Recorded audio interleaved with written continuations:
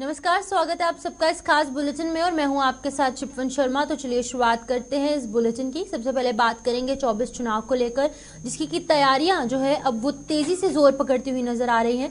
वहीं पर किसी भी वक्त लोकसभा चुनाव की जो घोषणा है वो हो सकती है, जिसको लेकर के अभी सभी जो पार्टियां हैं इसको लेकर जो तैयारियां हैं वो की जा रही है। वहीं पर 24 चुनाव को लेकर तैयारियां तेज हो चुकी हैं। लोकसभा चुनाव के लिए प्रत्याशियों के नाम पर लगातार मंथन किया जा रहा है। वहीं पर आपको बता दें कि भाजपा की केंद्रीय चुनाव समिति की आज एक बैठक होने वाली है। काफी महत्वपूर्ण ये बैठक रहेगी और वहीं पर लोकसभा चुनाव को लेकर उम्मीदवारों के नाम तय होंगे। इस पूरी जो बैठक में उम्मीदवारों के नाम तय हो सकते हैं। वहीं पर आपको बता दें कि 6 मार्च को ये जो भाजपा की दूसरी लिस्ट है ये भी जारी हो सकती है। जिस तरीके से हमको पता है कि पहली लिस्ट जारी हो चुकी है, वहीं पर दूसरी लिस्ट में भाजपा के कई दिग्गज नेताओं के नाम सामने निकल कर आ सकते हैं। भाजपा की केंद्रीय चुनाव समिति की बैठक जो है वो आज होने वाली है, जिसको लेकर के काफी तैयारियां जो है वो जोरों शोरों से चल रही हैं और लोकसभा चुनाव को लेकर जो नाम है वो भी अब फाइनल हो सकते हैं। आपको बताते चले कि 6 मार्च को ये जो भाजपा की दूसरी लिस्ट है ये जारी हो सकती है। पहली लिस्ट ऑलरेडी आ चुकी है, जिसको लेकर के विपक्ष भी अब थोड़ा सा अपनी कमर कसते हुए नजर आ रहा है। वहीं पर कांग्रेस की ये बात निकलकर सामने आ रही है कि कांग्रेस की पहली लिस्ट भी बहुत जल्दी सामने आ सकती है। लेकिन आपको बता दें कि भाजपा की यहाँ पर जो तैयारियां हैं वो तेज हो चुकी हैं। लोकसभा चुनाव के लिए प्रत्याशियों के नाम पर लगातार मंथन किया जा रहा है। हर एक जो पार्टी है, हर एक अलग अलग राजनीतिक पार्टी जो है उनके द्वारा तमाम यहाँ पर तैयारियां की जा रही है 24 चुनाव को लेकर। चाहे वो एनडीए हो या फिर वो यूपीए हो, दोनों गठबंधन जो है वो लगातार प्रयास कर रहे हैं कि किस तरीके से एक दूसरे को मात दी जाए। वहीं पर आपको बता दें कि अभी की बड़ी खबर यहाँ पर निकलकर सामने आ रही है कि 6 मार्च को भाजपा की दूसरी लिस्ट जो है वो जारी हो सकती है। वहीं पर कई बड़े दिग्गज नेताओं के नाम जो है वो इस दूसरी लिस्ट में सामने निकल कर आ सकते हैं। तो इसी खबर पर ज्यादा जानकारी देने के लिए हमारे साथ हमारे संवाददाता केशव मोहन मिश्रा ज्वाइन कर चुके हैं। केशव, बताइएगा, आज जिस तरीके से यहाँ पर एक भाजपा की केंद्रीय चुनाव समिति की बैठक होने वाली है, कितनी अहम बैठक है, क्या कुछ बड़े फैसले इस बैठक में निकलकर सामने आ सकते हैं? देखिए, बिल्कुल जिस तरीके से भारतीय जनता पार्टी 150 से ज्यादा सीटों पर अपने प्रत्याशियों की घोषणा कर चुकी है। अब ये दूसरे दौर की केंद्रीय चुनाव समिति की बैठक है। इस बैठक में मंथन किया जाएगा आगामी सीटों पर जहां अभी घोषणा नहीं हुई है, उन सीटों पर किन किन प्रत्याशियों को मैदान में उतारा जाए, जिसको लेकर अब से कुछ देर बाद जो है वो कहीं ना कहीं ये बैठक शुरू हो जाएगी और बैठक के बाद लगातार जो केंद्रीय नेतृत्व है वो इस पर चर्चा करता हुआ दिखाई देगा, क्योंकि प्रधानमंत्री अभी दिल्ली से बाहर हैं। उसके बाद जब प्रधानमंत्री दिल्ली पहुंचेंगे लगातार अलग अलग तरीके के कार्यक्रम होंगे और फिर मंथन होगा और मंथन के बाद अगली जो लिस्ट है वो भारतीय जनता पार्टी जारी करती हुई दिखाई देगी। जी, मैं ये जानना चाहूंगी, जिस तरीके से भाजपा की पहली लिस्ट जो है वो जारी हो चुकी है, वहीं पर अटकलें लगाई जा रही हैं कि 6 मार्च को भाजपा की दूसरी लिस्ट भी जारी हो सकती है। वहीं पर इस बैठक में आपको क्या लगता है कि किन बड़े राजनेताओं का नाम यहाँ पर निकलकर सामने आ सकता है? देखिए, बिल्कुल जो हाई प्रोफाइल सीटें हैं उन पर भारतीय जनता पार्टी ने पहली ही सूची में नाम जो है वो सामने रख दिए हैं, लेकिन कुछ ऐसी सीटें हैं जिन पर अभी असमंजस की स्थिति है। जैसे स्वामी प्रसाद मौर्य की बात अगर हम उत्तर प्रदेश का जिक्र करें तो वहां स्वामी प्रसाद मौर्य की जो बेटी हैं संघमित्रा मौर्य, उनके नाम को लेकर अभी असमंजस की स्थिति चल रही है कि आखिरकार उनकी जगह पे कौन उतारा जाएगा। लखनऊ समेत तमाम ऐसे जगह हैं जहां पर अभी नामों को लेकर मंथन है। दिल्ली के लिहाज से 5 सीटों पर कहीं ना कहीं प्रत्याशी उतार दिए हैं भारतीय जनता पार्टी ने। 2 सीटों पर अभी मंथन चल रहा है कि वहां कौन से प्रत्याशी उतारे जाएं। हरियाणा का जिक्र करें तो वहां भी कुछ प्रत्याशियों के नामों को लेकर असमंजस की स्थिति है। पंजाब में अभी पार्टी अपना रुख क्लियर नहीं कर पा रही है। तो स्वाभाविक सी बात है, अलग अलग राज्यों के अलग अलग समीकरण है जिनको भाजपा साधने की कोशिश कर रही है। जी, केशव, ये बताइएगा, अगर हम विपक्ष की बात करेंगे तो विपक्ष में जिस तरीके से कांग्रेस है, कांग्रेस की अभी तक जो लिस्ट है वो जारी नहीं हुई है।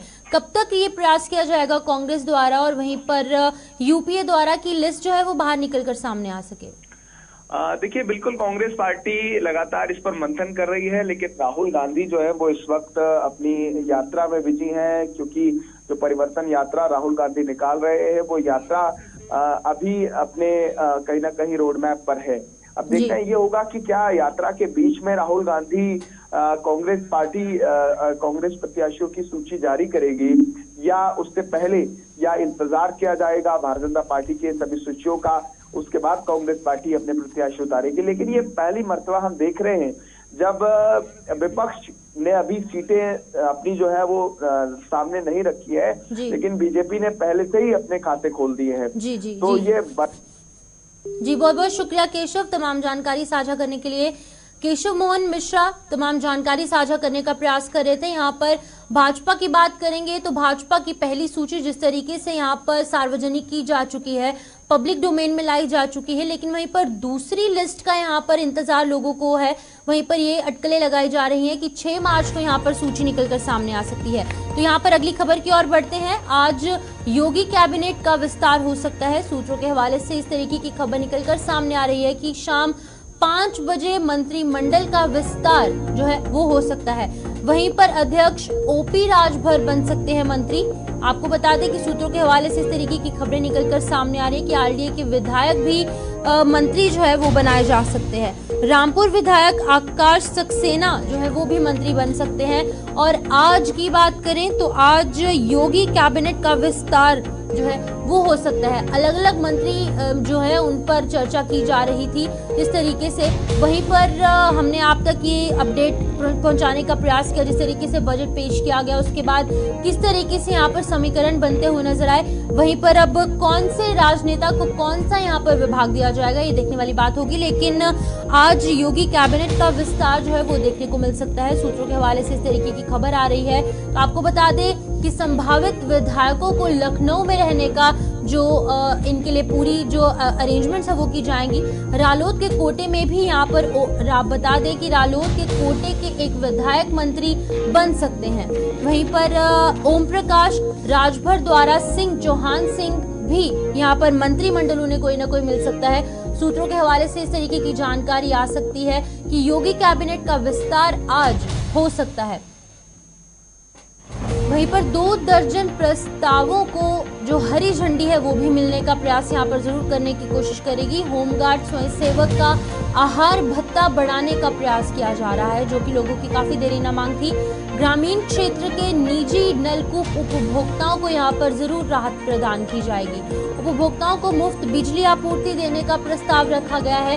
ये प्रस्ताव पारित किया जाएगा या फिर नहीं, ये देखने वाली बात होगी। लेकिन आपको बता दें कि निजी नलकूप उपभोक्ताओं को यहाँ पर बड़ी राहत उनकी झोली में आ सकती है। वहीं पे SCRDA जो है वो 2024 को आज कैबिनेट में मंजूरी मिल सकती है। सूत्रों के हवाले से तमाम खबरें जो है वो निकलकर सामने आ सकती हैं। यूपी के स्टेट कैपिटल रीजन पर अध्यादेश जो है वो भी निकलकर सामने आ सकता है। वहीं पर आपको बता दें कि ग्रामीण क्षेत्र के निजी नलकूप उपभोक्ताओं को भी यहाँ पर राहत मिल सकती है।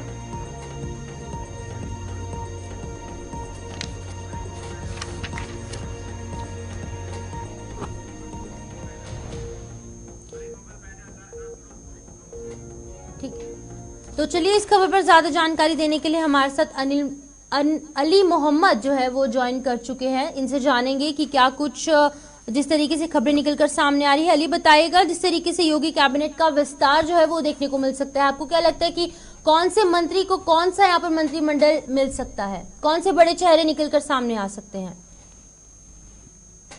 आज यह चर्चा है कि 11 बज रहा है और 11 बजे से मंत्रिमंडल विस्तार की बैठक होने वाली है, जिसके मंत्री योगी आदित्यनाथ कर रहे हैं। ये भी कहा जा रहा है कि 22 ऐसे प्रस्ताव होंगे जिस पर मोहर लग सकती है। उनमें से तमाम जो प्रस्ताव है वो खासकर किसानों के लिए हो सकते हैं। लेकिन मंत्रिमंडल विस्तार में मंत्री की अगर बात की जाए तो निश्चित तौर पर सूत्रों के हवाले से ये खबर निकल कर आई है कि संभावित जो विधायक है और जिस तरीके से पिछली बार बैठक हुई थी और उनको लखनऊ में रहने के लिए कहा गया है। हालांकि ये आने वाला वक्त ही बताएगा कि कौन से विधायक को कौन सा मंत्री पद का भार दिया जा सकता है। लेकिन सूत्र के हवाले से ये भी निकल कर सामने आ रहा है कि तमाम जो विधायक हैं वो अभी भी राजधानी लखनऊ में अपना डेरा डाले हुए हैं, क्योंकि मुख्यमंत्री योगी आदित्यनाथ कभी भी उनके साथ बैठक कर सकते हैं और मंत्रिमंडल विस्तार भी कर सकते हैं। लेकिन जिस तरीके से आज बैठक होनी है मंत्रिमंडल विस्तार की, लेकिन उससे पहले जो 22 मुद्दे होंगे जिस पर मोहर लग सकती है वो कई कुछ खास रहने वाले हैं, जिसमें खासकर अगर हम बात करें किसानों की तो निश्चित तौर पर किसानों को बिजली बिल की माफी के साथ साथ जो ग्रामीण इलाकों में नलकूप है उसमें जो छूट है वो देने की बात कही जा रही है। साथ ही साथ उत्तर प्रदेश के तमाम ऐसे जिले हैं जिनको एक बड़ी सौगात मिल सकती है, वो चाहे शिक्षा को लेकर हो या फिर चिकित्सा को लेकर हो। जी, जानना चाहेंगे जिस तरीके से आपने किसानों का नाम लिया, यहाँ पर किसानों का जिक्र किया, महिलाओं की बात करें, युवाओं की बात करें, इनके लिए क्या कुछ प्रावधान निकलकर सामने आ सकते हैं, इनके लिए क्या बड़े ऐलान निकलकर सामने आ सकते हैं? बिल्कुल, देखिए निश्चित तौर पर जिस तरीके से किसानों की अगर हम बात करें, किसान पिछले कई वर्षों से अपने हक के लिए लड़ाई लड़ते हुए नजर आ रहे हैं, वो चाहे लखनऊ हो या फिर उत्तर प्रदेश हो या फिर दिल्ली के तमाम बॉर्डर हो। आपने देखा कि जिस तरीके से किसान लगातार अभी भी वहां आंदोलन कर रहे हैं और ऐसे आंदोलन में किसानों की मौत भी हो चुकी है, लेकिन लगातार जो उत्तर प्रदेश सरकार है वो कहीं ना कहीं ये कहते हुए नजर आ रही है कि जो मंत्रिमंडल विस्तार होना है उसमें किसानों के लिए राहत भरी खबर होगी। अब दूसरी तरफ अगर महिलाओं के लिए बात की जाए तो निश्चित तौर पर महिलाएं पहले से अब योगी सरकार में खुद को ज्यादा सुरक्षित महसूस करती है और ऐसे में अगर रोजगार की बात की जाए तो निश्चित तौर पर रोजगार भी महिलाओं को इस मंत्रिमंडल विस्तार में कहीं ना कहीं उनके प्रस्ताव लग सकता है। लेकिन अब देखना ये होगा कि जिस तरीके से ये बैठक 11 बजे से शुरू हुई है, उसके बाद जब ये खत्म होती है तो कौन कौन से वो मुद्दे होंगे जिस पर मंत्रिमंडल विस्तार में मोहर लगेगी। जी, बहुत बहुत शुक्रिया अली मोहम्मद तमाम जानकारी साझा करने के लिए। तो आपको बता दें कि सूत्रों के हवाले से इस तरीके की खबरें निकलकर सामने आ रही थी कि यहाँ पर मंत्रिमंडल का विस्तार जो है वो देखने को मिल सकता है कैबिनेट में यूपी में। तो वहीं पर आपको बता दें कि आज शाम को योगी की जो कैबिनेट का विस्तार है वो निकलकर सामने आ सकता है। तो चलिए पंजाब का रुख करेंगे। पंजाब में जो बजट है वो पेश हो रहा है। हमने आपको सुबह भी इस तरीके की कुछ विजुअल जो है आप तक साझा करने का प्रयास किया। वित्त मंत्री विधानसभा में जो बजट है वो पेश कर रहे हैं। पंजाब की जो विधानसभा है वहां पर बजट पेश किया जा रहा है। आपको बता दें कि बजट में हर वर्ग को लाभ यहाँ पर मिल सकता है, इस तरीके के दावे जो हैं वो पंजाब सरकार यानी कि आम आदमी पार्टी की जो सरकार है उनके द्वारा यहाँ पर दावे किए जा रहे हैं कि हर एक आयु वर्ग का जो व्यक्ति है उसको यहाँ पर लाभ जरूर मिलेगा। वहीं पर चुनावी साल में लोक लुभावन बजट ये जो है वो पेश होने वाला है। फसलों पर घोषित जो समर्थन मूल्य है वो यहाँ पर बड़ी खबर निकलकर सामने आ रही है कि जो लोक लुभान बजट है वो यहाँ पर निकलकर सामने आ रहा है और वहीं पर समर्थन मूल्य की बड़ी घोषणा यहाँ पर हो सकती है। वहीं पर स्वास्थ्य की बात करेंगे, शिक्षा, सिंचाई समेत कई मुद्दों पर फोकस किया जा रहा है। खासकर अगर महिलाओं की, युवाओं की, किसानों की बात करेंगे तो पंजाब सरकार जो है वो किसानों को लेकर बड़े अहम फैसले जो है वो लेकर सामने आ सकता है।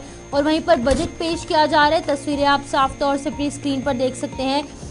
बजट सत्र में जरूर यहाँ पर थोड़ा सा बवाल देखने को मिला, लेकिन आपको बता दें कि बजट पेश किया जा रहा है और इस बजट में क्या कुछ खास देखने को मिलेगा वो देखने वाली बात होगी। और इस बजट का जो अगर लागू करने की बात की जाए ग्राउंड लेवल पर कितना इसे लागू किया जाएगा ये भी देखने वाली बात होगी। लेकिन आपको बता दें कि पंजाब सरकार जो है वो अपना बजट पेश कर रही है पंजाब विधानसभा में और वहीं पर वित्त मंत्री विधानसभा में बजट पेश कर रहे हैं। बजट में हर वर्ग को लाभ जो है वो मिलने तक स्थापित कर सकती है, लेकिन उसके बाद जो है 15 जून के बाद आम आदमी पार्टी को अपने इस दफ्तर को खाली करना होगा। आपको बता दें कि सुप्रीम कोर्ट ने आम आदमी पार्टी को अपना दफ्तर खाली करने को कहा है। हालांकि कोर्ट ने चुनाव के मद्देनजर 15 जून तक की मोहलत यहाँ पर दी है, क्योंकि यहाँ पर चुनाव आने वाले हैं। इसके लिए तैयारियां जो है वो तमाम पार्टियां कर रही हैं। इसी तरीके से आम आदमी पार्टी को यहाँ पर मोहलत दी गई है कि 15 जून तक ये दफ्तर जो है वो खाली किया जाए। आपको बताते चलें कि आम आदमी पार्टी के खिलाफ यहाँ पर शिकायत जो है वो की गई थी, जिसके आधार पर यहाँ पर दफ्तर को खाली करने के निर्देश दिए गए। जिस तरीके से यहाँ पर आम आदमी पार्टी को एक और बड़ा झटका मिला है, तो इसी खबर पर जानकारी देने के लिए हमारे साथ उज्जवल ज्वाइन कर चुके हैं, हमारे संवाददाता दिल्ली से। उज्जवल बताएगा जिस तरीके से यहाँ पर आम आदमी पार्टी को एक और झटका मिला है। सुप्रीम कोर्ट ने अपना जो दफ्तर है उनका वो खाली करने के निर्देश जारी किए, हालांकि उनको 15 जून तक की मोहलत दी गई है। बिल्कुल, देखिए अगर आप देखेंगे तो आम आदमी पार्टी के लिए यकीनन में काफी बड़ा झटका है। और देखिए ये जो सुनवाई हुई है वो सुप्रीम कोर्ट के जो चीफ जस्टिस हैं डी वाई चंद्रचूड़, उनके जो बेंच है उसके ऊपर ये सुनवाई हुई है। और अब उसके बाद अगर देखेंगे तो आम आदमी पार्टी को 15 जून तक का जो समय है वो दिया गया है, यानी अब इससे तकरीबन 2 महीने के आसपास का समय है। सुप्रीम कोर्ट ने देखिए ये कहा है कि आम लोकसभा के चुनाव बेहद ही नजदीक है, इसलिए जो आम आदमी पार्टी को है वो समय दिया जा रहा है, लेकिन 15 जून तक जो है वो आम आदमी पार्टी को अपना दफ्तर राउज एवेन्यू जो स्थित जगह है वहां से खाली करना पड़ेगा। सुप्रीम कोर्ट का ये कहना है कि ये जो जमीन है वो दिल्ली हाई कोर्ट को जो है वो आवंटित की गई थी, और सुप्रीम कोर्ट का ये कहना है कि इसलिए दिल्ली हाई कोर्ट को इस जमीन की ज्यादा जरूरत है, तो आम आदमी पार्टी को अपने लिए कहीं और जो है वो जमीन देखनी पड़ेगी। और दिल्ली में ही LNDO जो कि सारा भूमि का जो और विकास का कार्य देखता है, उनसे आपको बोलना पड़ेगा कि आप आम आदमी पार्टी के लिए कहीं और जो है वो जमीन को आवंटित कीजिए। और देखिए, अगर आप देखेंगे आम आदमी पार्टी की तरफ से जो केस लड़ रहे थे वो देश के मशहूर आप कह सकते हैं कि वकील हैं और कांग्रेस के बड़े नेता हैं डॉक्टर अभिषेक मनु सिंघवी। उन्होंने आम आदमी पार्टी की तरफ से अपना पक्ष रखते हुए ये कहा है कि आम आदमी पार्टी जो है 6 राष्ट्रीय पार्टियों में से एक है, और इसलिए आम आदमी पार्टी को जो है जमीन मिलनी चाहिए। अभी जो जमीन अलॉट की गई है आम आदमी पार्टी को, वो बदरपुर में की गई है, जो कि नई दिल्ली लुटियन जोन से काफी दूर है, और बाकी अन्य पार्टी को जो है जो जमीन अलॉट की गई है वो लुटियन जोन में ही की गई है। तो इस तरीके के जो तर्क हैं वो अपनी तरफ से आम आदमी पार्टी की तरफ से भी दिए गए हैं, लेकिन फिलहाल खबर यही है कि सुप्रीम कोर्ट की तरफ से साफ निर्देश आ गए हैं कि ये आम आदमी पार्टी को राउज एवेन्यू स्थित जो कार्यालय है उसको खाली करना पड़ेगा, और जो समय दिया गया है वो 15 जून तक का दिया गया है। उज्जवल ये बताएगा, जिस तरीके से सुप्रीम कोर्ट ने दफ्तर खाली करने के लिए कहा है, लेकिन कोर्ट ने साथ ही में ये भी कहा है कि आम आदमी पार्टी जो है वो नए दफ्तर के लिए सरकार को आवेदन भर सकती है यहाँ पर।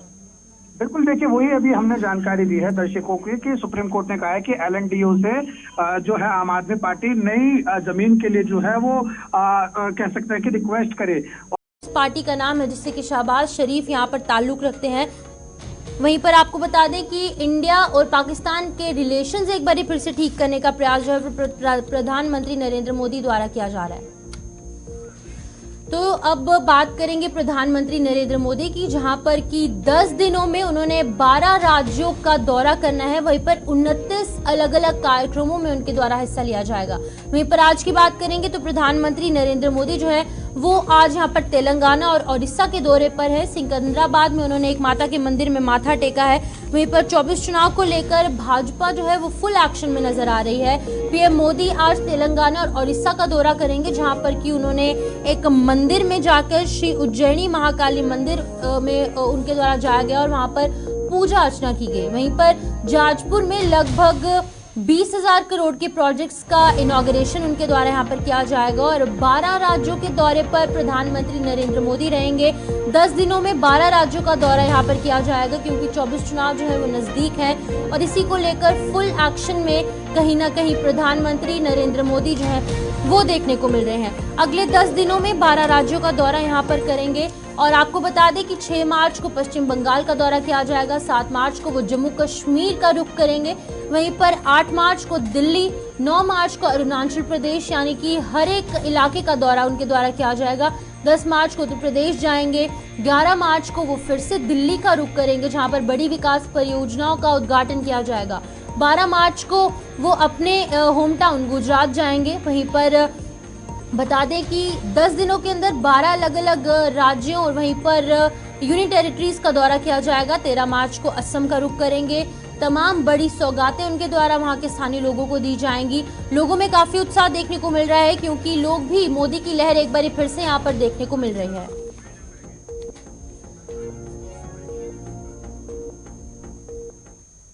तो चलिए फिलहाल इस बुलेटिन में इतना ही। मुझे दीजिए इजाजत। आप जुड़े रहिए गुलिस्तान न्यूज के साथ।